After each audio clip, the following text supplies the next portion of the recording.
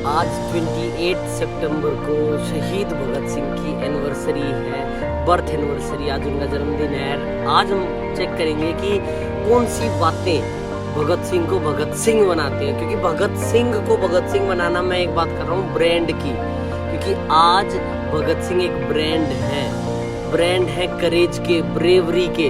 ये जो हमें दिखाया गया, जो हम भगत सिंह नाम सुनते ही हमारे दिमाग में जो फोटो बनती है उसके बारे में, जो हमारे दिमाग में फोटो बनती है ना भगत सिंह का नाम सुनते ही, वो बनती है एक इंसान जिनके ना लंबी लंबी मूछें थी, पगड़ी पहनी हुई थी या फिर टोपी थी, एंड हाथ में गन थी।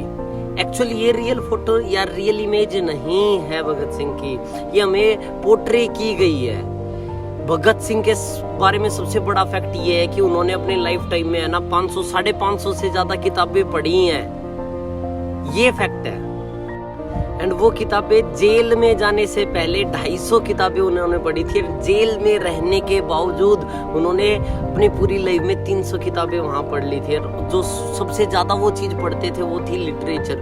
वो है ना दूसरे क्रांतिकारियों की है ना सोच को पढ़ते थे कि वो ऐसा कैसे सोच पा रहे हैं, एंड उनकी यही उनके अंदर दूसरी खूबी लाती है कि है ना वो लिनन को और मार्क्स को बहुत पढ़ते थे, जो उस टाइम के सोचने वाले लोग थे, रेवोल्यूशनरी थे।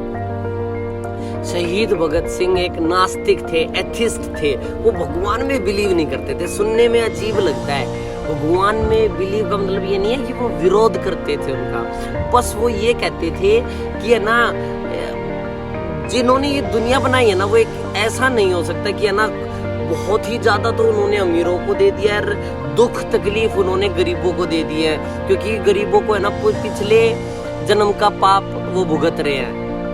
जो भगवान हमें बेचा जाता है, जो भगवान हमें थोपा जाता है, वो उस पे बिलीव नहीं करते थे। जैसे स्वर्ग नर्क, इस थ्योरी में वो बिलीव नहीं करते थे। इसीलिए जब वो जिस दिन उनको फांसी दी जा रही थी उस दिन वो लिनन को पढ़ रहे थे, लिनन की एक किताब पढ़ रहे थे।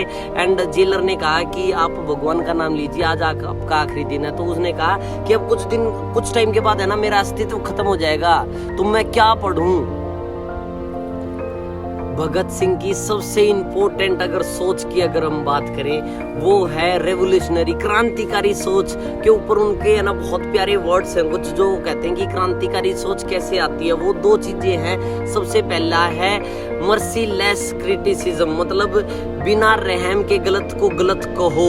एंड दूसरी चीज इंडिपेंडेंट थिंकिंग, मतलब किसी के ऊपर डिपेंडेंट होकर, प्रीवियस नॉलेज के ऊपर डिपेंडेंट होए बिना सोचो। आज हमारे बीच अगर शहीद भगत सिंह आज भी जिंदा है ना, तो वो उनकी सिर्फ विचारधाराओं की वजह से वो जिंदा है, उनकी सोच की वजह से, जो उन्होंने डेवलप की है बहुत सारे लोगों को पढ़कर। तो अगर आप भगत सिंह को फॉलो करते हैं ना, तो फॉलो कीजिए कि वो कितना पढ़ते थे। वो डिफरेंट लोगों को पढ़ते थे, उनकी सोच पढ़ते थे, ताकि है ना वो सोच आगे बढ़ाई जा सके, उसको एक अच्छी तरीके से यूज करते थे। वो दोनों काम करते थे, थिंक भी करते थे और एक्शन भी लेते थे। मैं स्पेशली स्टूडेंट्स को कहना चाहूंगा, अगर आप फॉलो करते हैं भगत सिंह को, तो भगत सिंह की इस बात को फॉलो कीजिए कि आपको कितना पढ़ना है। एंड अगर आपको अपने बारे में सोचना है या दूसरों के बारे में सोचना है ना, तो आप सिर्फ सोचिए मत, एक्शन भी लीजिए। एक्शन प्लस थिंकिंग, ये ही क्रांतिकारी लेकर आती है। इस चीज को फॉलो कीजिए। उन्हें वो गरीबों को एक्सप्लॉइट होने से बचाते थे, वो बेफालतू की बातों पर ध्यान नहीं लगाते थे। एंड सबसे इम्पोर्टेंट चीज, भगत सिंह बचना ही नहीं चाहते थे, वरना उन्हें बचाना बहुत आसान था, बचाया जा सकता था, वो फांसी से बच भी सकते थे। लेकिन रियलिटी ये है कि वो फांसी चाहते थे। क्यों चाहते थे? ताकि और भगत सिंह पैदा हो सके इस देश में, और माएं आगे आए और अपने बच्चे को भगत सिंह बनाना पसंद करें। तो उनकी फांसी को वेस्ट ना जाने दें। भगत सिंह उस टाइम पर भी जरूरी था और आज भी। इसी सोच की वजह से आज हमारे बीच शहीद भगत सिंह, सरदार भगत सिंह एक बहुत बड़ी इंस्पिरेशन बन चुके हैं।